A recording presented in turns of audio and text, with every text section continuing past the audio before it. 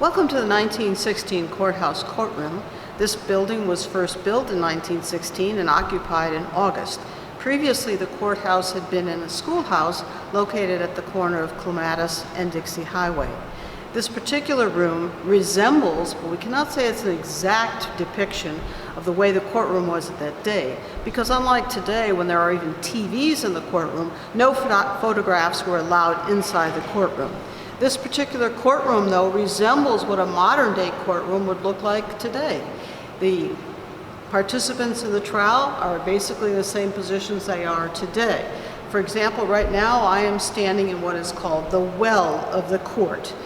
There is a divider here, a wooden rail. That is called the bar, and perhaps some of you have heard the phrase, passing the bar. So typically lawyers are allowed to come into the well, as well as the other trial participants, including the witnesses, so they pass the bar, which is a phrase that's used now for lawyers admitted to practice law. Right here beside me are two tables. The table closest to the jury box, which is beyond it, is where the government sits when prosecuting a case, or where a plaintiff who's bringing a civil action sits.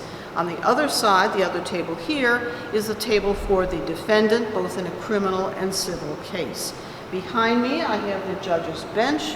He sits up on high, he or she, and the judge decides basically who's going to be on the jury, rules on questions of evidence, accepts the verdict, instructs the jury. He runs the courtroom. To the judge's left sits the courtroom clerk. She or he is a recorder of what occurs in the courtroom in summary fashion, orders, accepts the verdict.